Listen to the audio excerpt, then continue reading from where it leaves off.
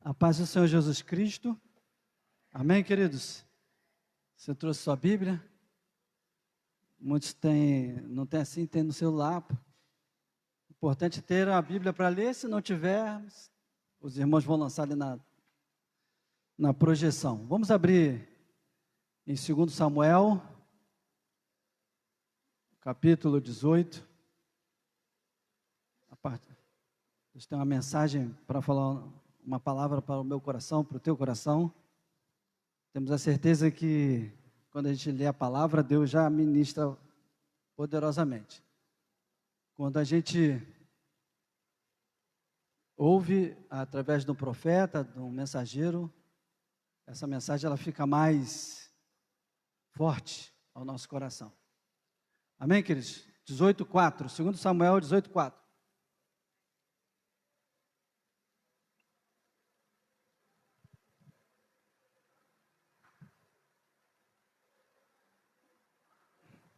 Primeiro livro de Samuel, me perdoe, 2 Samuel, se eu falei primeiro, perdoe, dá tempo dos irmãos acharem.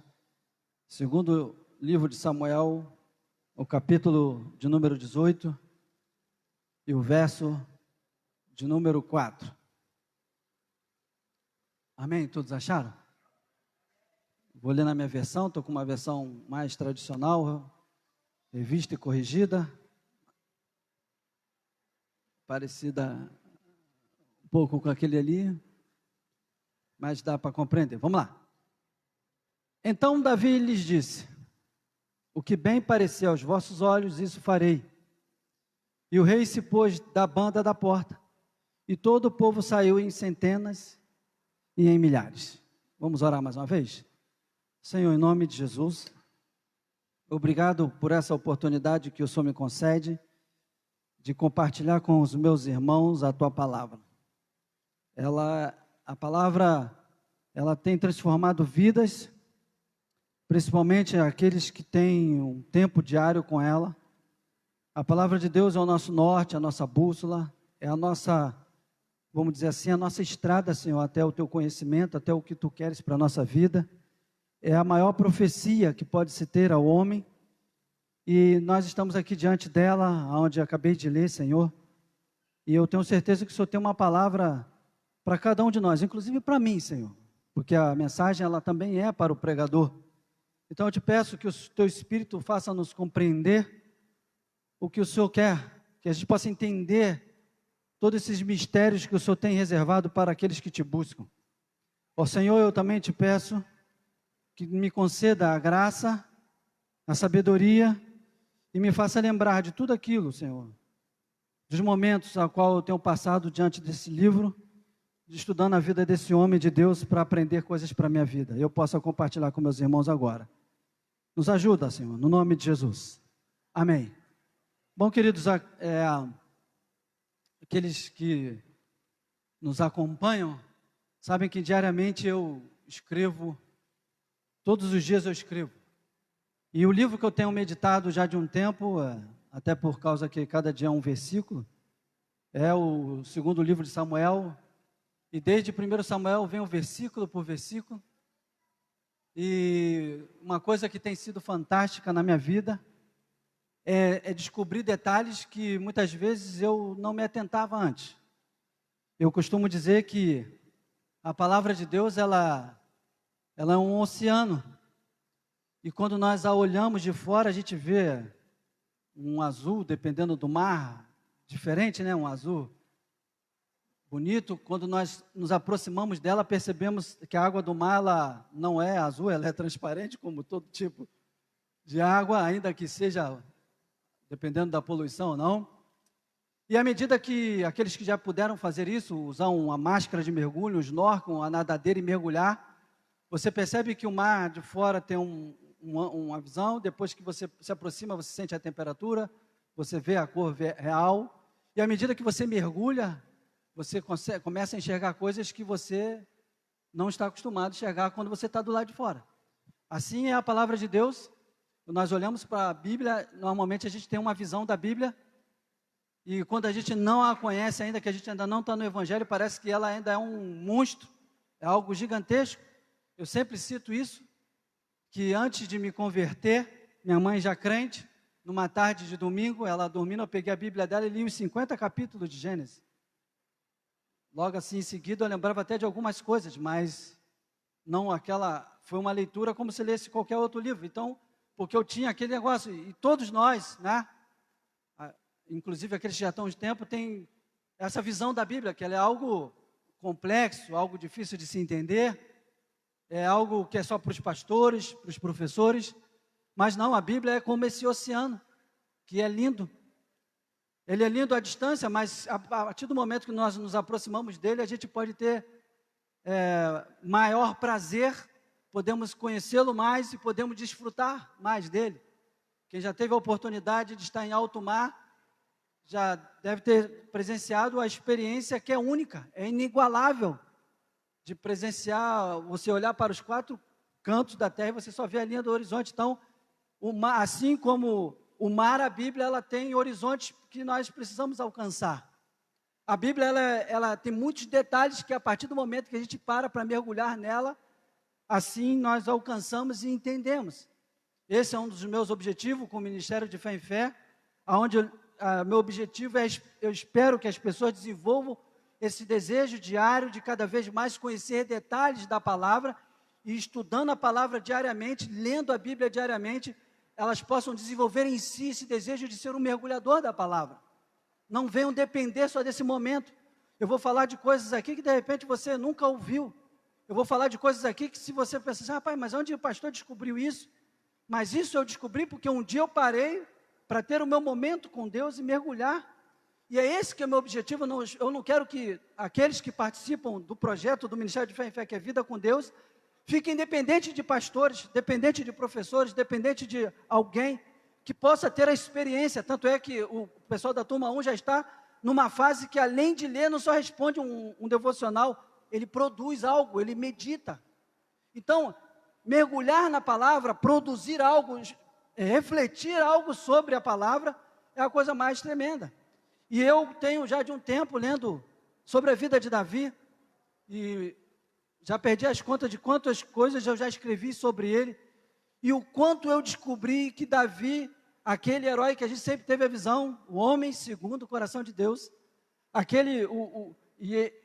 Davi, ele é tão especial, só para que todos possam entender, que Jesus, quando ele passava em Jerusalém, e alguém precisava chamar a atenção de Jesus, chamava ele de quê? Jesus, filho de Davi. Ou seja, Davi é destaque. Só para que os irmãos entendam, Jerusalém é chamada de cidade de Davi.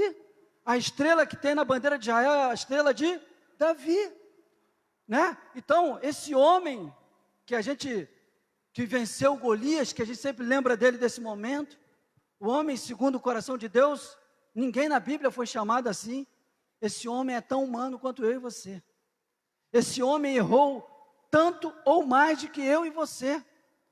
Tem uma pessoa que aí ela não participa do projeto Vida com Deus, mas recebe as mensagens diariamente. Chegou um determinado momento e disse assim: rapaz, eu estou odiando Davi lendo as tuas mensagens. Eu falei: Senhor, será que eu estou fazendo alguma coisa errada? Será que eu estou batendo no cara demais? Será que eu estou escrevendo tanta coisa do Davi assim? E eu fui rever, reler. Eu falei: Senhor, de repente eu estou escrevendo de uma forma e não estou percebendo, e quem está de fora está percebendo. E aí eu vi que não, até pelas conversas com essa pessoa, ela não conseguiu ver que Davi era tão humano quanto ela. Muitas vezes a gente esquece que os homens da Bíblia são tão falhos quanto eu e você. São homens que têm a mesma limitação, ou quiçá pior do que eu e você. E eu vou dizer uma coisa para vocês: quanto mais eu mergulho na vida de Davi, de Saul, desses homens, mais eu me apaixono, não por eles, porque eu sou apaixonado por aquela mulher que está lá em cima, mas eu me apaixono pela palavra de Deus, que ela mostra o quanto eu preciso de Deus, o quanto eu tenho que mergulhar, o quanto eu preciso mais e mais de Deus. E é por isso, irmãos, que essa noite, mais uma vez, eu vou falar desse homem, que aqui nós acabamos de ler um texto, que ele responde ao povo. E o que estava acontecendo, pastor, com a vida de Davi? A última vez que eu tive a oportunidade de falar aqui, eu falei sobre a situação que Davi fugia de Jerusalém, porque o seu filho, Absalão, pai de paz, o seu filho chamado Absalão, estava indo até Jerusalém para matá-lo e tomar o trono de vez, porque ele já tinha armado tudo. E aí, Davi saiu fugindo de Jerusalém, ele se acampa próximo ao Jordão. Só que Davi, ele era tão esperto, apesar de falho, apesar de pecador, porque ele está passando tudo isso que eu vou falar para vocês, consequência do pecado dele. Em um determinado dia lá, ele não foi para a guerra e ele viu uma mulher tão linda, e ele, Betseba, ele se apaixonou pela mulher e deitou com a mulher e acabou a vida de Davi. Então era consequência do pecado dele. Mas Davi, quando ele estava próximo ao Vale do Jordão, se escondendo do seu filho, ele já tinha fugido de Jerusalém, Davi colocou um amigo dele lá chamado Hussai como conselheiro, para poder combater o conselho de Aitofel. Aitofel era um conselheiro do rei Davi, que quando Absalão, que é o filho dele, se revoltou contra o pai, Aitofel, para os irmãos terem ideia, a Bíblia diz que o conselho dele era dado como o conselho de Deus. Então Davi pensou, rapaz, Aitofel está com meu filho, então eu tenho que colocar alguém lá. E Deus deu Hussai, e Hussai, aconselhando Absalão a não fazer o que Aitofel tinha indicado, ele avisa a Davi, Davi, passa o Jordão esta noite, porque Aitofel falou isso, e se Absalão chegar aí com a quantidade de homens que eles estão separando de Israel, você não vai resistir. E o que aconteceu com Davi? Ele passou a noite toda, e Davi não só tinha soldados, ele tinha a sua família, ele tinha homens e mulheres que resolveram acompanhá-lo fugindo de Jerusalém. Ele passa a noite toda o Vale do Jordão, que era um lugar difícil de se passar, e ele chega a Maanaim. Maanaim, no original, significa 2 exércitos de anjos, ou ambos exércitos de anjos. Você que está pensando aí que é bom de Bíblia, já lembrou, é aquela passagem lá, onde Jacó, voltando para encontrar seu irmão, ele vê 2 exércitos assim, é esse lugar mesmo. Essa cidade, Maanaim, ficava no Vale de Jaboque. Você que é bom de Bíblia também já pensou, Vale de Jaboque é onde? Jacó segurou o anjo. Aí o pessoal do louvor falou, opa, pastor, não entra nessa área não, que essa área é nossa. É esse lugar mesmo.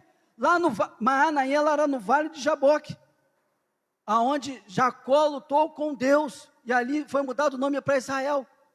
Mas era uma cidade que não era ligada a Davi até então, mas passou a ser ligada por causa do que Davi fez no reino.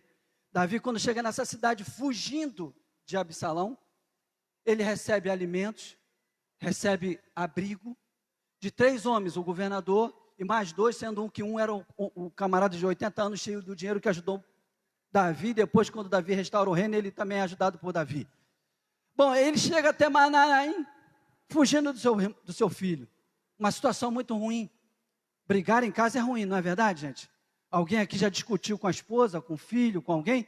Ainda que não chegue a vir de fato agressão física, nem agressão por palavras, um ambiente não fica ruim. Agora imagine você estar fugindo do seu reino, fugindo da tua casa, porque o teu filho quer te matar. A situação é essa de Davi. E quando ele chega a Maanaim, ele recebe todo esse apoio. Segundo Joséfo, que é um historiador judeu, inclusive ele escreveu a história dos judeus, dos hebreus, leiam, é válido, é um relato histórico considerado pela ciência como uma boa importância para poder comprovar até a própria existência do nosso Salvador Jesus Cristo, como homem, claro. Joséfo diz que foi adicionado ao plantel de Davi mais 4.000 homens. Então no versículo 1, eu quero que você acompanhe comigo aí, diz assim, Davi contou ao povo que tinha consigo, e pôs sobre eles capitães de 100. Bom, Davi estava em guerra, essa é a realidade, ele estava fugindo, mas ele sabia que em algum momento ele teria que se encontrar com Absalão. E aí, com os homens que ele saiu de Jerusalém, que são os valentes de Davi, os fiéis de Davi, antes dele assumir o trono, mas alguns que ainda continuaram do exército com ele, não o traíram seguindo Absalão, tiveram mais 4.000 homens com ele. E aí Davi aqui, a partir do versículo 1 e no versículo 2 também, que nós vemos que Davi, ele separa em 3 companhias, dá uma para Joabe, outra para Abisai, que era irmão de Joabe, e outra para Zeruia, para Itaí. O que acontece? Davi, ele pega a quantidade de homens que está com ele separa em 3 companhias. E aí nós podemos tirar uma lição aqui, porque Davi estava em guerra. Davi sabia que a qualquer momento Absalão chegaria ali na cidade para poder lutar contra ele. E Davi, o que ele fez aqui? Davi, ele se organizou. Se você quer anotar uma recomendação para a tua vida, você que está em meio a uma batalha, você que está em meio à guerra, você que está em meio a um projeto, você que está em meio às dificuldades, primeira coisa que eu aprendo com Davi aqui nesse texto que nós estamos lendo é se organizar. Ele não pegou o exército e falou assim: Absalão está vindo aí? Beleza, eu conheço ele, é meu filho, é um bom guerreiro, mas não é tanto quanto a mim. Eu conheço o exército que vem com ele, inclusive ele já colocou Amazá no lugar de Joabe, porque Joabe está comigo, ele colocou já um general para comandar o exército. Então, quando eles chegaram aqui, não tem problema não, eles vêm com muito, mas a gente sabe guerrear, tanto é que eles não guerreiam em campo aberto. Ele podia muito bem fazer assim, não. Davi, ele se organizou. Ele pegou a quantidade de homens que ele tinha, dividiu em 3 companhias. Aqueles que já viram desfiles militares e veem os homens marchando, né, alguns brincam, falam, parece soldadinhos, brinquedo, tá, essas coisas. Aquilo no meio militar chama-se disciplina. A ordem unida, a organização de uma tropa militar, aquilo, da forma que os irmãos veem, de forma que a coisa tudo bonitinho, tudo certinho, na verdade aquilo ali facilita o comando. Na verdade aquilo ali facilita o desenvolvimento. Imagine você comandar. Gente, eu já tive essa possibilidade, tá? Hoje eu até conversava com o pastor Carlos à tarde ali, antes de comer, e uma coisa eu falava para ele assim, é uma característica militar, a gente sempre se preparar na paz para a guerra. Tanto é que tem um lema que chama assim, o suor derramado na paz é o sangue economizado na guerra. Então a gente se prepara. Então eu já tive possibilidade, numa área de treinamento da Marinha, de você avançar comandando o pessoal e tendo tiro real por cima de você e o pessoal dando tiro. Então, se você não coordenar, a esquadra de tiro que está aqui, ela passa na tua frente e você pode alvejar o seu próprio soldado, é chamado de fogo amigo. Então, a compartimentação de homens dentro de um grupo, sob um comando de 3 pessoas, isso é organização para guerrear. Você quer vencer na vida? Você quer superar esta guerra que está passando?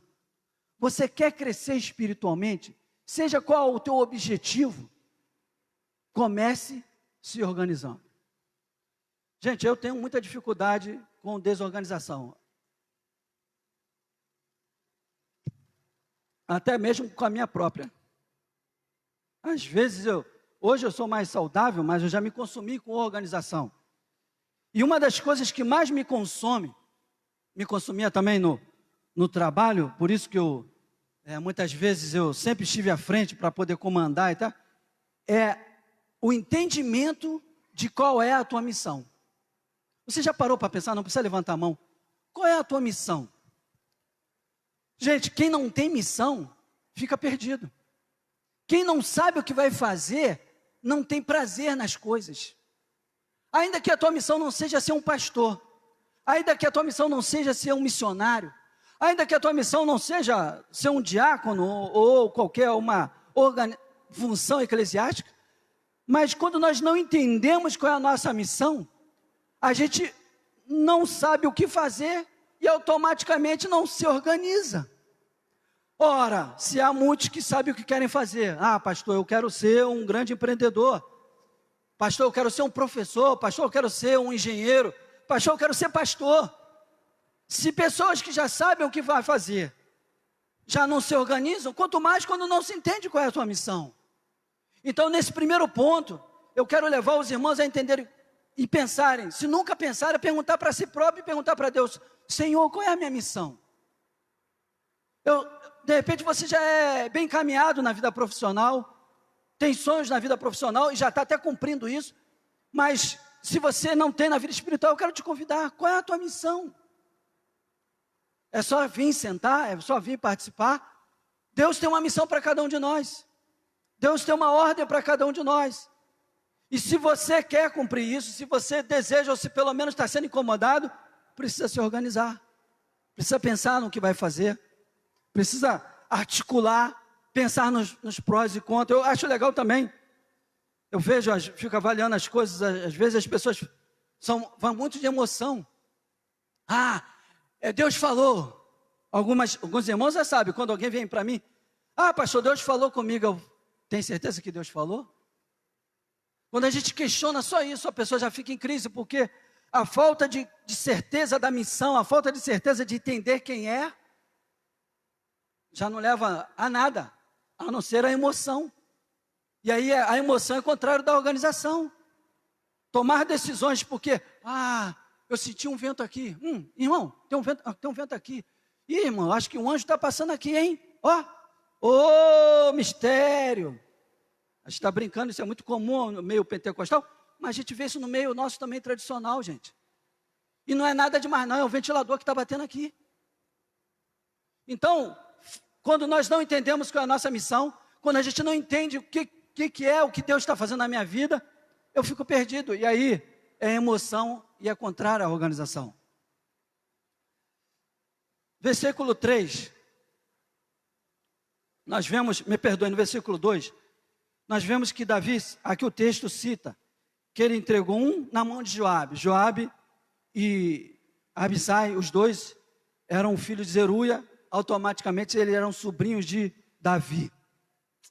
Os dois, Joabe já era o general do exército, Abisai era, vamos dizer assim, o subcomandante do exército de Israel. E aqui nós temos também, no versículo 2, ele cita o nome de Itaí, o geteu, ou seja, ele era um filisteu, um mercenário, alguém que guerreava por recompensa. Quando Davi estava para sair de Jerusalém, ele veio, se apresentou a Davi, Davi falou assim, cara, eu estou fugindo de Jerusalém, estão tomando meu trono, quem vai ficar no trono agora é Absalão, você que é mercenário, vai com ele, que ele vai te pagar bem. E Itaí disse assim, não, para onde você for, eu vou. O teu povo é o meu povo, e o teu Deus é o meu Deus. Então Davi tinha 3 homens, 2 já guerreiros com ele, inclusive parentes próximos, e um mercenário que era fiel a ele. Então, irmãos, sabe o que acontece aqui? Tanto quando ele chega em Manaim, os irmãos podem ver, do versículo 27, depois lendo em casa, no capítulo 17, até aqui, que Davi tinha pessoas de confiança, amigos. Ele tinha pessoas, porque ele dividiu a tropa dele em 3 companhias. Claro que a intenção dele era comandar as companhias no campo de batalha, porque não tem como comandar 4.000 homens, mais os que ele tinha. Então, não tá, se hoje em dia é difícil, como eu falei para vocês, eu participei de um treinamento real, com munição real, para comandar os combatentes, ouvirem a tua voz com a metralhadora tocando direto, barulho de granada é horrível. Então, ele precisava de 3 homens de confiança, e ele colocou esses 3 homens de confiança. E quando ele chegou na cidade de Manaim, ele também teve o apoio de 3 homens. Irmãos, não tem como combater, não tem como alcançar sucesso, não tem como crescer espiritualmente sem ter apoio de amigos. Não tem como caminhar na jornada da vida sem ter pessoas de confiança. Nós precisamos de pessoas que podem ouvir-nos. Nós precisamos de pessoas que nos entendam. Nós precisamos de pessoas que, quando nós chorarmos, vão enxugar as nossas lágrimas. Mas precisamos de pessoas também que, antes das nossas lágrimas derramarem, vão dizer para a gente, Luiz, você está errado. Muitas vezes a gente acha que amigo é só aquele que faz assim, né? Estou contigo, tamo junto, né, galego? Junto e misturar, é nós. Não, o amigo é aquele que, quando eu erro, ele vai dizer assim, eu estou contigo para você consertar, mas isso está errado. Num ambiente onde todos concordam, esse ambiente é perigoso. Onde todos pensam a mesma coisa é perigoso. Eu não estou dizendo com relação, por exemplo, uma igreja, nós temos a missão de pregar o evangelho, de fazer o evangelho aqui no Catubi crescer, esse é o objetivo comum. Mas cada um aqui pensa diferente em muitas coisas, inclusive sobre esse objetivo. E há algum problema disso? Não. Mas se alguém levantar aqui e dizer assim, pastor, eu não concordo com isso, o outro irmão vai falar assim, está fora da direção. Porque no evangelho se desenvolveu o evangelho mimimi. Que se alguém não concordar, rapaz, sei não, hein? Capeta na área. Quem disse que concordar é amigo? Só que o amigo, irmãos, ele discorda, mas ele fala. Ele não fala por trás, ele fala para a pessoa. Então nós precisamos de amigos que concordem, amigos que discordam, amigos que criticam, amigos que falam. Nós precisamos disso. Nós precisamos de pessoas sinceras, que vão nos ajudar na caminhada da fé, que vão nos ajudar nas batalhas, que nós vamos poder confiar os nossas companhias para combater com elas. Quem pensa que o pastor, que diz lá, e o pastor deixou, lá em Lucas capítulo 15, o capítulo das coisas perdidas, e foi atrás da 100ª ovelha, quem pensa que ele deixou as 99 sozinha, está enganado. Ele deixou com auxiliares, ele deixou com aqueles que ajudavam a tomar conta do aprisco, para que nós possamos fazer a obra, para que nós possamos conquistar as coisas, para que nós possamos realizar os nossos sonhos. Nós precisamos de pessoas, precisamos de amigos que vão dizer, eu tenho gente, que quando eu penso alguma coisa, e eu sei que essa pessoa, se não concordar, vai falar comigo, eu vou falar. Eu vou lá e digo assim, eu estou com um novo projeto, estou pensando isso. O que você acha? Às vezes a gente vai todo animado.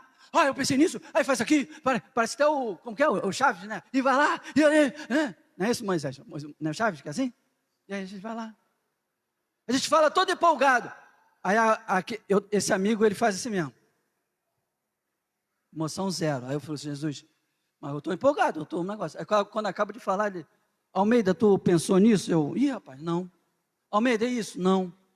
As perguntas me fazem crescer.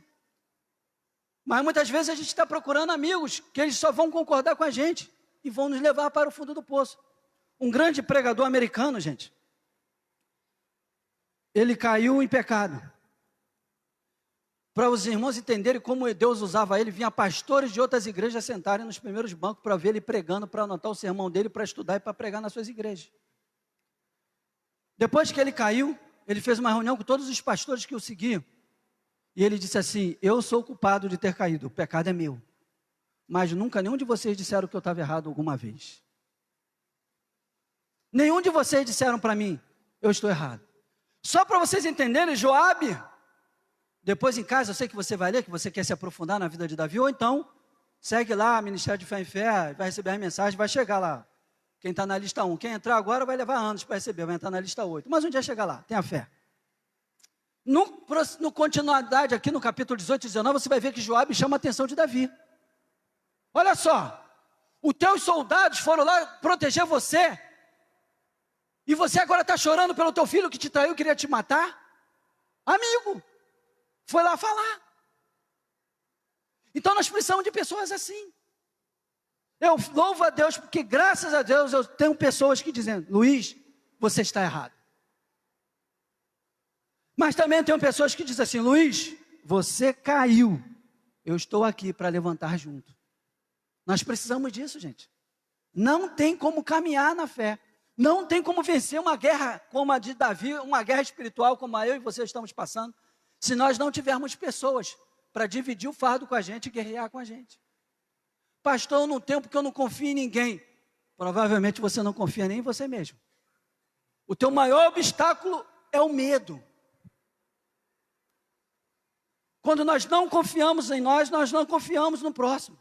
É automático, é ligado, é uma coisa ligada à outra. Vamos lá, versículo 3. Porém o povo disse, me perdoe, voltando no 2, tá?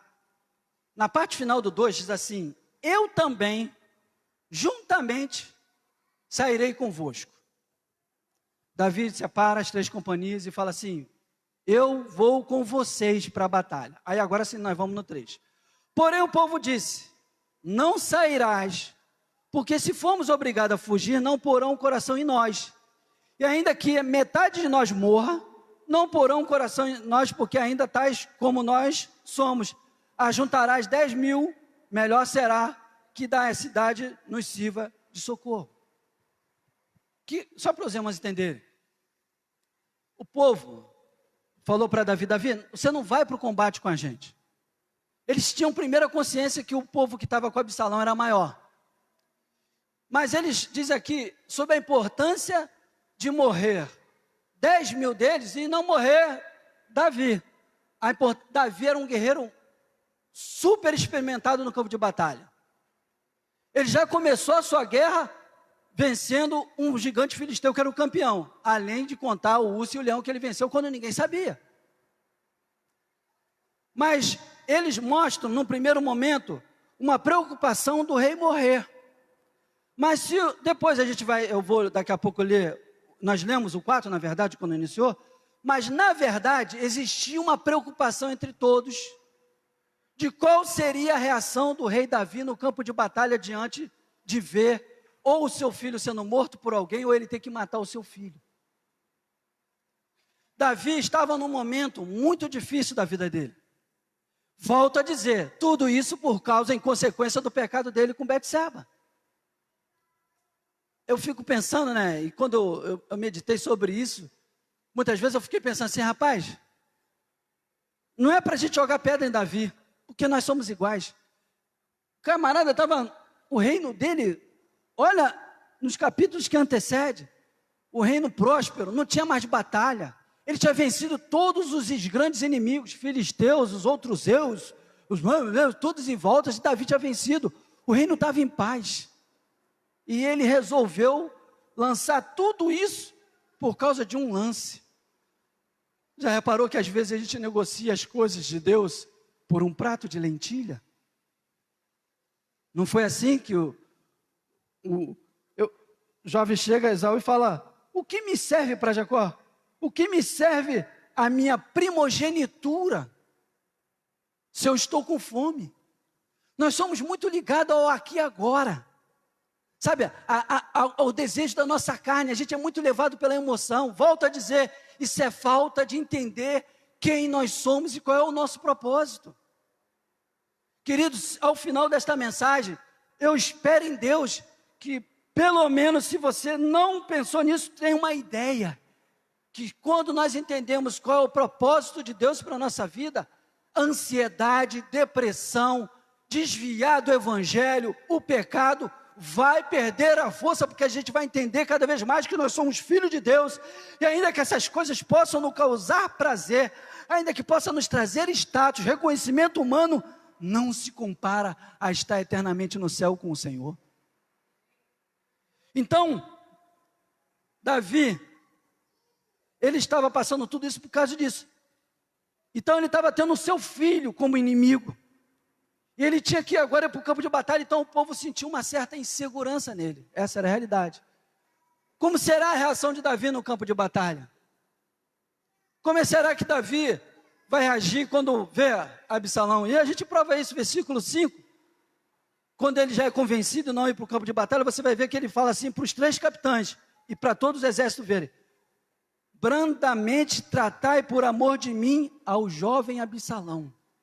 Irmãos, o que Absalão fez, pela lei, ele era digno de sentença de morte.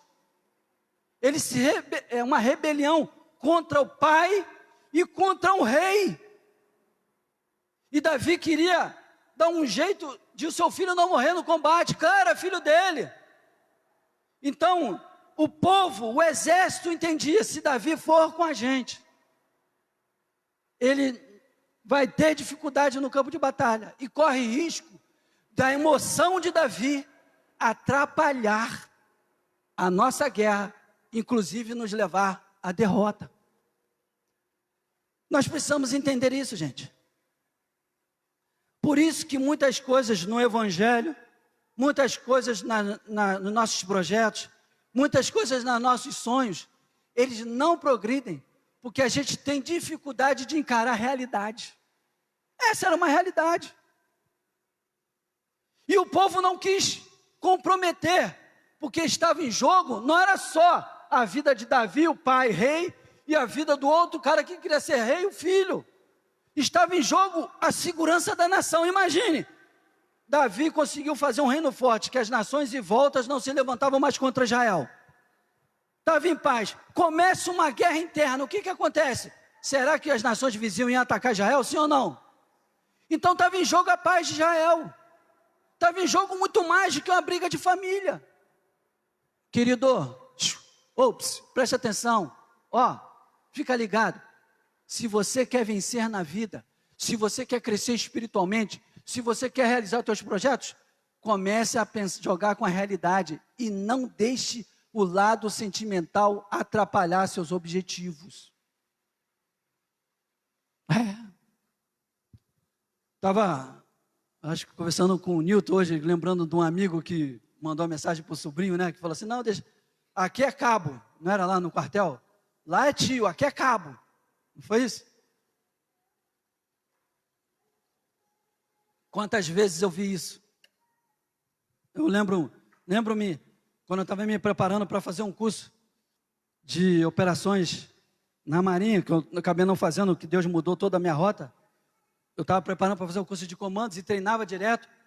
Aí eu conheci alguns amigos que já eram formados, inclusive eram instrutores do curso. Aí eu, empolgado, né, como sempre, aquele Luiz Almeida. E aí, vamos lá. Vamos fazer isso. No que eu comecei a compartilhar com eles, eu percebi que a reação deles mudou para comigo.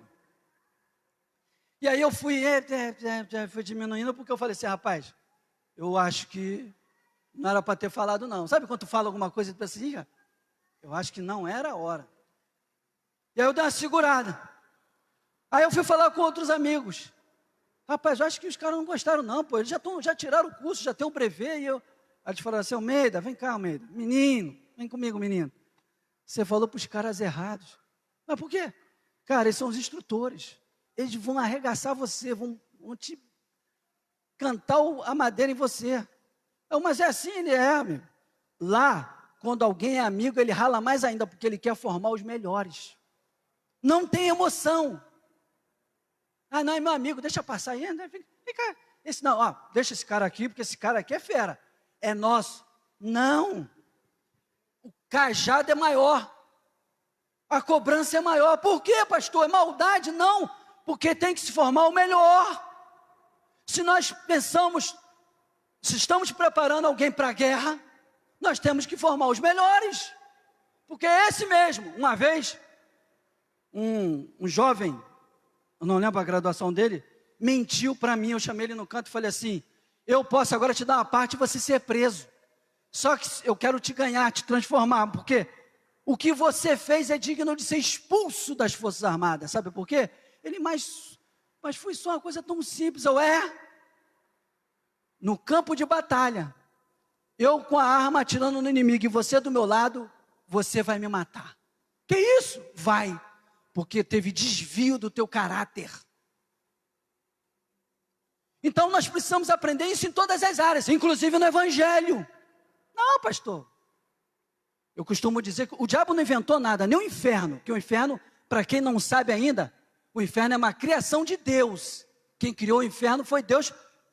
O inferno é como se fosse um presídio federal. Deus criou o presídio federal, lá vai colocar o diabo, seus anjos, seus seguidores. Amém, queridos? E a porta do inferno não prevalecerão contra a igreja. Significa o quê? Porta que vai fechar. E quem estiver lá dentro está condenado. Mas a igreja não vai ser fechada, porque a igreja não vai entrar no inferno. Quem é igreja não vai para o inferno, diga glória a Deus. Então a gente precisa entender que o diabo ele não criou nada. Mas eu costumo dizer que se ele tivesse criado alguma coisa, ele seria autor da frase, isso não tem nada a ver. Não tem nada a ver, pastor. Que isso? Não, gente. Tem coisas que tem tudo a ver. Então a gente precisa ter isso. Então o povo chegou para... Cara, vou dizer uma coisa para vocês, só para vocês entenderem porque o povo não queria. O grande campeão de Israel, Davi, ele venceu o gigante. Ele venceu milhares de filisteus. Ele guiou Israel a grandes vitórias. Será que o exército não queria ver, olhar para trás? Até porque o comandante não vai à frente, ele vai atrás, que ele vai coordenando. Manda aquela companhia resbordar pelo flanco direito, pelo flanco esquerdo. Pode atacar a profundidade. Será que o exército não gostaria de ver o seu comandante general à retaguarda? Sim ou não? Ainda mais sendo um general de vitórias. Só que o povo falou assim, não, você não vai conosco. Captou? Entendeu, gente? Eles foram sinceros, eles foram realistas, não somente com Davi, mas com a situação que estava acontecendo, estava em jogo a paz da nação. Aí no versículo 4 nós vemos, foi o que nós lemos, logo no início, o que bem pareceu aos vossos olhos, isso farei. Aí, gente, eu passo, só não me apaixono por Davi, eu estou apaixonado pelo meu filho, Davi, mas o Davi da Bíblia, que é homem, eu sou hétero, tá? Para não ficar nenhuma dúvida. Mas eu me apaixono mais por Davi, cara. Sabe por quê? Ele compreendeu, ele aceitou. Porque ele podia muito bem dizer assim, ó, ops, escuta aí, eu sou rei, quem manda nessa jossa aqui sou eu. Sim ou não, não podia falar? Ele não podia ter ido? Até pensando, gente, olha só, ele podia ir falar assim, rapaz, Joabe é fiel a mim, mas esse cara em vez em quando é desobediente, faz algumas coisas. Depois lê o que ele vai fazer com Joabe lá na frente. Ele não vai fazer, ele vai entregar Salomão para fazer. Abisai, só o cara que estava jogando pedra em mim, ele já queria matar, né? O irmão lá de Joabe. O Itaí eu acho que é mais fiel, mas o cara é filisteu. Cara, é melhor eu ir para a batalha, senão esses caras vão matar meu filho. Ele não podia fazer isso também, gente? Pensa aqui, ele queria que o filho dele fosse poupado. Só que ele entendeu, gente. E aí eu tiro uma lição para você e para mim. Que não é, vocês estão errados, vocês estão em pecado. Eu detesto ouvir isso dos pregadores. Nós estamos errados, nós precisamos melhorar. Nós somos pecadores. Não tem pastor que não peca, gente. Nós, não há líder que não peca. Nós precisamos melhorar. Então a lição é para mim e para você, gente. Davi, ele reconhece e percebe assim, cara, eu vou ter que controlar esses homens. Os irmãos vão ler depois no contexto. Ele não luta em campo aberto, ele luta no bosque. No bosque, porque o povo que estava lá junto com Absalão era muita gente. No bosque, a estratégia foi tão boa que Absalão, quando entra no bosque, o que acontece com Absalão? Ele fica preso pela cabeleira. Fica preso. Ele passa com a mula lá e pum, ficou preso. E aí ele morre preso, ele nem chegou a combater. Ai daquele que se levanta contra o ungido do Senhor. Ah, pastor, isso aí, não, é ungido, não é só pastor, não. Quem entregou a vida para Jesus e o Espírito Santo mora no teu coração, levanta a mão assim. Ungido de Deus, ungido. Amém, queridos? Não é só pastor que é ungido, não, ungidos de Deus. Claro que os pastores são ungidos com uma missão determinada. E aí, Davi ia ter que, porque a estratégia era essa, conduzir o exército. Gente, o texto é tão tremendo que os caras morrem no bosque, a geografia, a topografia matou os caras. Só Joabe que matou Absalão. Depois de ler depois em casa. Então Davi ia ter que coordenar isso tudo e ainda, ficar assim na batalha. Vai lá, cadê Absalão? Cadê Absalão? De repente chamar um escudeiro, vê se tu acha Absalão aí. Oh, a companhia aqui, atrai. Vai aqui pelo bosque à direita. Já virou Absalão, Imagina isso. Dava para ele controlar tudo, gente? Ainda mais na guerra? Não dá. Queridos, eu aprendo com Davi aqui, que existem guerras que nós não podemos participar. Existem batalhas que não é para você, é para mim. Existem batalhas que é para você e não é para mim. Existem momentos que não é para você ir. Existem momentos que é para você ir. Então nós precisamos desenvolver esse tato de saber quando que é e quando que não é. Quando que a gente faz isso, pastor? Participando de um seminário, de algum retiro, de algum batismo, de alguma reunião de oração, do reteté. Leia a Bíblia todo dia. Não abra mão do teu devocional. Você vai ter certeza quando Deus está falando. Tem coisas que você não vai ter certeza, como eu falei na última live para a turma 2. Tu escuta todo dia, pastor, Deus falar? Não, tem coisas que e eu faço assim mesmo. Senhor, eu quero fazer isso. O Senhor não respondeu. Eu vou fazendo aqui. Eu vou tateando, tá? Se eu perceber que alguma coisa deu errado, eu vou para minha volta para cá. Tem vezes que tem que ser assim. Mas se lendo a Bíblia já fica assim, imagine sem ter a vida com Deus. Então, nós precisamos entender. Eu vou dizer uma coisa para você. Você acredita que Deus tira alguns homens e mulheres de cenário para eles ficarem num local para serem tratados por ele? Sim ou não? Quantos creem, digam amém.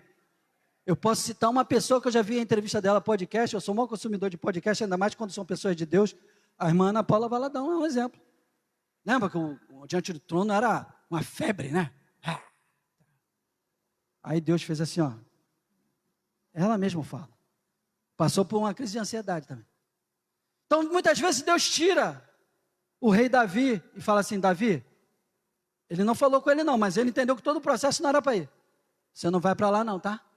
Vai ficar aqui na cidade, em Manaim. Vai ficar aqui, ó, esperando.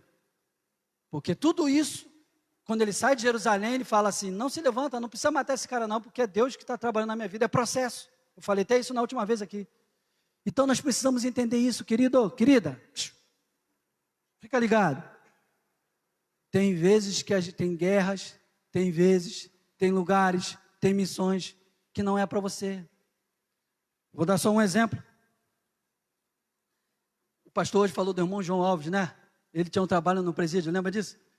Inclusive as primeiras pessoas que eu batizei e servicei foi no presídio com o pastor Jorge, aquele ali da Frei Caneca, né? Eu acho que agora é só a Polícia Civil, né? Falei isso para minha mãe, que minha mãe está morando ali em frente, eu falei, mãe, ó, primeiras pessoas que eu batizei foi aqui. E aí, eu lembro que o irmão João Alves sempre me chamava para ir poder estar lá no presídio. E aí, às vezes, eu percebia que ele ficava chateado quando não conseguia ir. Sempre. Aí, eu também ficava, algumas vezes eu ia, mas, sabe, apesar do ambiente, assim, dos irmãos serem tão receptivos comigo, me tratarem tão bem.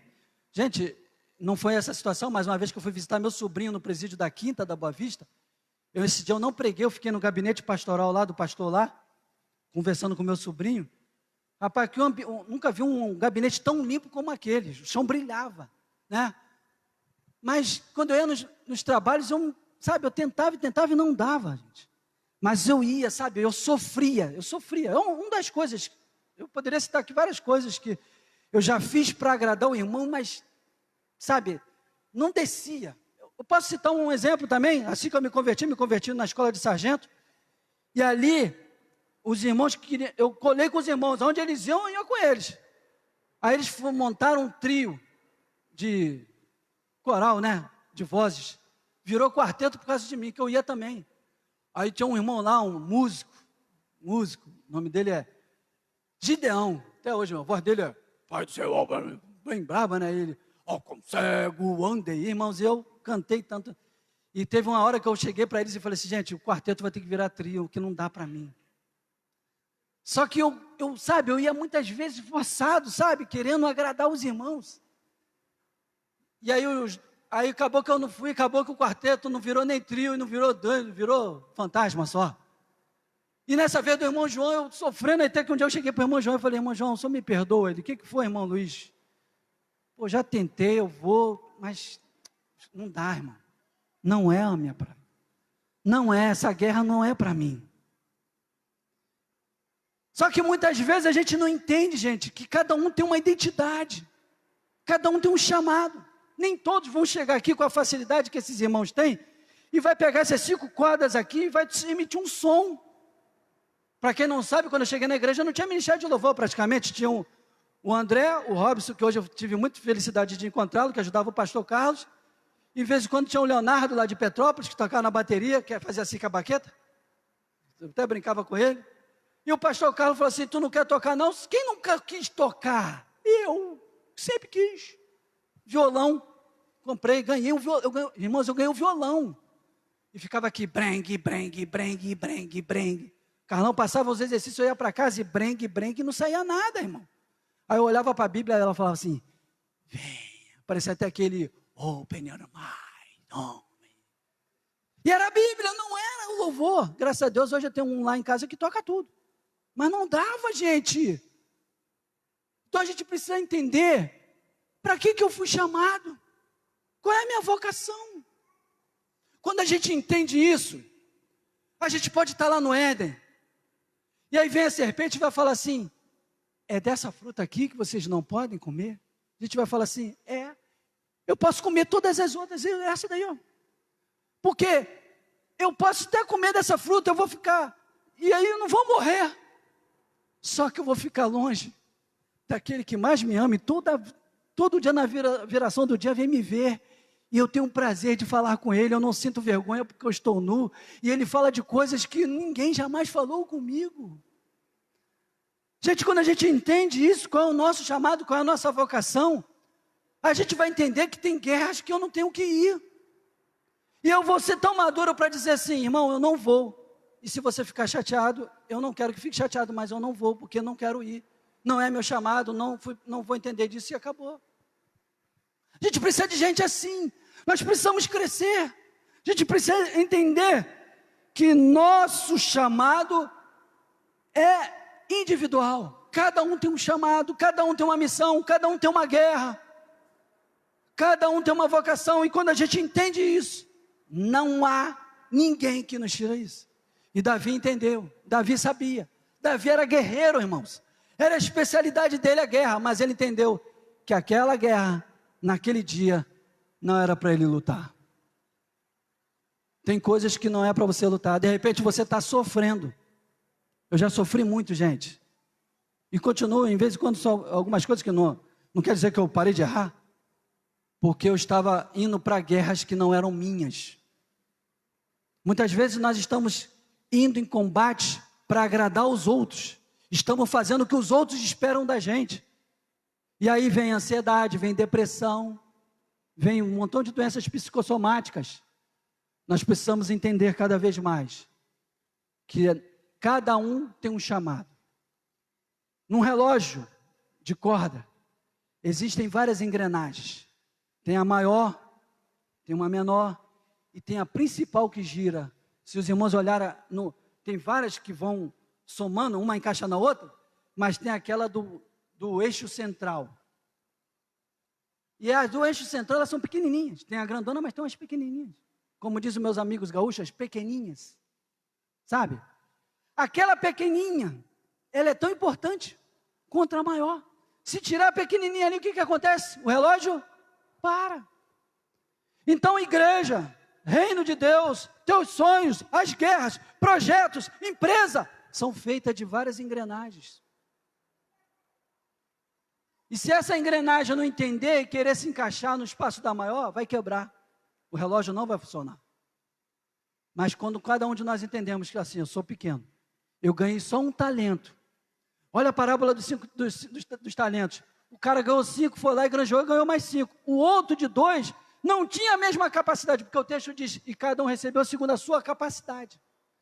O que recebeu 2, ele não tinha a mesma capacidade do de 5, mas ele vendo o exemplo, ele falou, foi lá, o de 1 podia fazer a mesma coisa. Ou até mesmo não fazer e fazer o que o senhor falou. Depositava lá e pegava os juros. Então, o que ganha um talento é tão importante quanto o que ganha 5. Só que o 5 é uma engrenagem maior, vai fazer mais força. Mas é tão importante quanto o que ganha um talento, que vai fazer força também. A força desse de um talento, às vezes, ele faz muito mais força que o outro. Mas todos são importantes. Então, nessa guerra que nós estamos passando, nessa vida espiritual, nesse sonho, nesses projetos, todos nós temos uma missão. Todos nós somos responsáveis. Cada um precisa entender que nessa missão precisamos vencer. E só vamos vencer quando cada um de nós entendemos qual é a nossa responsabilidade. Eu quero te convidar a orar nesse momento. Eu quero convidar a igreja a ficar de pé. Gente, é difícil, tá? Não dá em alguns minutos para a gente falar tudo aquilo que a gente pensa sobre ser um crente saudável. Eu espero que o Espírito Santo possa ter ministrado, ainda que pouquinho, uma parcela, você possa entender o que Deus quer para a tua vida. Mas quando a gente tem uma igreja com pessoas conscientes do que elas vão fazer, que elas são sinceras, que elas entendem que Deus tem um chamado, todo mundo aqui tem um chamado. Alguns já são pastores, outros vão trabalhar na porta, ajudar na porta, como é legal ver o povo da porta lá, os introdutores motivados, com as camisas bonitas e organizados. Lembra que eu falei o primeiro ponto, organização? Quando a gente entende, a gente precisa de gente em várias áreas. Quando cada um entende qual é o seu espaço, a gente não briga, porque não teve oportunidade. A gente não fica com, a gente não briga com o pastor e vai para outro lugar por causa disso. Vai para outro lugar porque Deus mandou, ou porque acabou o tempo de missão aqui. Mas a gente evita muitos estresses na vida espiritual quando a gente entende isso. De igual forma, quando a gente está numa guerra, a gente precisa entender como que é vencer essa guerra. E aí eu espero que a vida de Davi possa tanto ter te ensinado como ter me ensinado. Muito do momento aqui mesmo, porque não tem esboço aqui. Os irmãos podem olhar. Muito Deus ministrou no meu coração aqui esta noite. Eu espero que Deus tenha ministrado no teu coração essa noite. Uma palavra simples, sem de vida. Eu espero que Deus possa estar te abençoando. A minha oração é que você possa ser um crente saudável. Que os teus sonhos estejam na mão de Deus. Que a tua intimidade com Deus possa te guiar a entender o que Ele está falando contigo. Não é o pastor Luiz, o pastor Carlos, o pastor Jorge. Não é. É Deus falando contigo em todo momento. Não é agora não, tá, gente? Mas Deus está falando com a gente em todo momento. E eu quero orar por você. Basta você fazer um sinal assim, pastor. Eu quero orar por você, tá bom? Para viver essas coisas maravilhosas. Ter essa experiência com Deus. Começar a ter entendimento do mundo espiritual. Não sei se essa noite temos aqui pessoas que ainda não entregaram a vida para Jesus. Eu quero orar por você também. Para você que está afastado, você que está dentro da igreja frio. Tem muita gente que está dentro da igreja, não falta uma programação. Mas não ora, não lê Bíblia. Tem muita dificuldade de entender as coisas de Deus. Também quero orar por você. São os afastados dentro da casa do Pai. Estão frios. Gente, nem sempre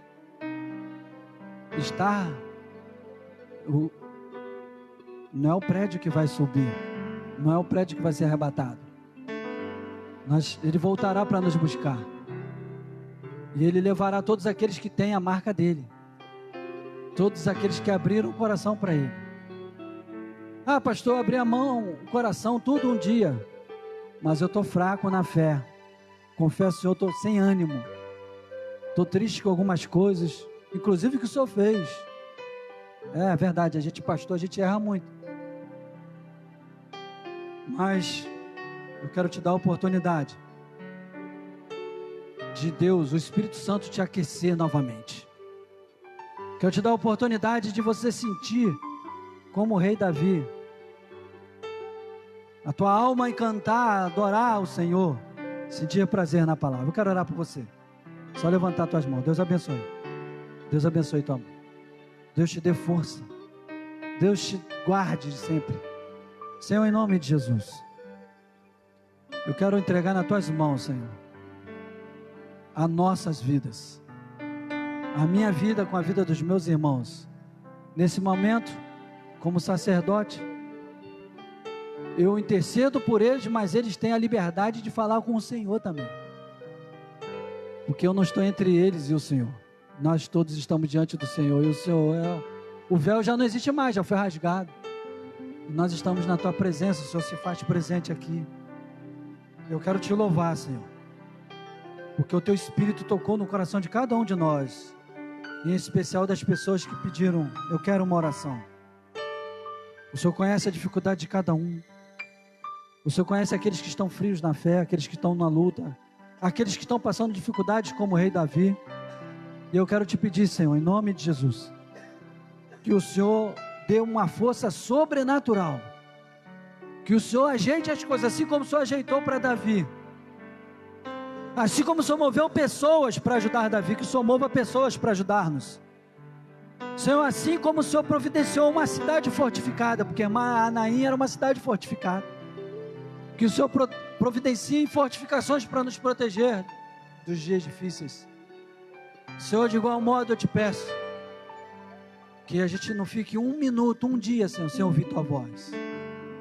Que as nossas lágrimas, Senhor, possam sempre descer os nossos olhos, para nos lembrar o quanto nós somos pecadores, o quanto nós somos necessitados do Senhor, o quanto tu és maravilhoso, ó Pai de todos nós. Obrigado, Senhor. Obrigado, que o Senhor abençoe a cada um. Que cada luta particular ou em grupo seja vencida no nome de Jesus. Que a nossa semana seja uma semana de vitórias. Ainda que tenhamos derrotas, mas as derrotas serão frutos para uma vitória maior. Nós cremos assim. Em nome de Jesus Cristo. Amém. Tem algum aviso, Michele? Que o Senhor Deus te abençoe. Que o Senhor Deus te guarde. Que o Senhor Deus faça resplandecer sobre ti o teu rosto e te dê a paz. Que onde você pisar, a terra seja dada a ti por herança, o que você tocar seja abençoado.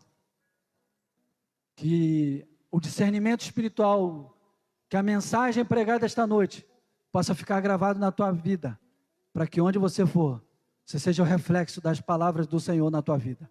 Em nome de Jesus, e o povo de Deus diz: tenha a melhor semana da tua vida, vá em paz.